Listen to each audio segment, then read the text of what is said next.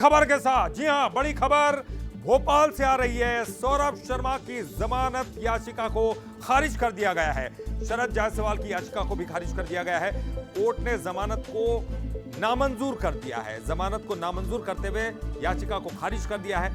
जांच प्रभावित कर सकते हैं आरोपी, ईडी ने दलील रखी थी। जज ने तत्काल प्रभाव से जमानत को नामंजूर कर दिया है। जेल में ही रहेंगे अब सौरभ, चेतन और शरद।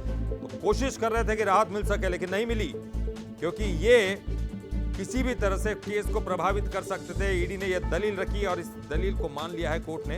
अब कोर्ट ने जमानत याचिका को खारिज कर दिया है, जमानत को नामंजूर कर दिया है। तत्काल प्रभाव से जमानत को नामंजूर कर दिया गया। सौरभ, चेतन और शरद अब जेल में ही अपनी रातें काटेंगे।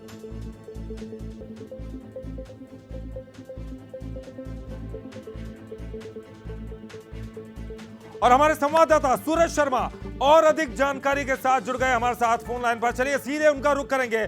सूरज, क्या कुछ जानकारी मिल रही है? क्योंकि देखिए, बड़ी कोशिश में थे तीनों ही, सौरभ, चेतन और शरद, की उनको राहत मिल जाए, लेकिन लगता है कि उनकी रातें अभी जेल में ही कटेंगी। तमाम चीजें बतानी होंगी।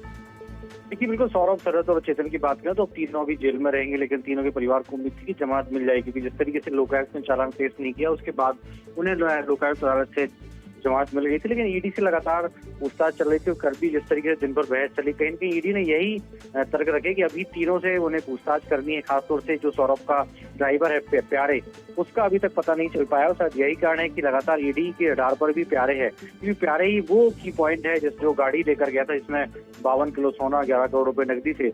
ऐसे में यदि कहीं इन तीनों को जमानत मिलती है तो जांच प्रभावित होगी। और सही शायद यही कारण है कि इसी तर्क के आधार पर जो कल फैसला सुरक्षित रखा था वो आज सुनाया गया है और तीनों की जमानत याचिका खारिज हो गई। यानी कि अभी सौरभ, शरद और चेतन तीनों जेल में ही रहेंगे। बहुत बहुत शुक्रिया सूरज, इस पूरी जानकारी के लिए आपका।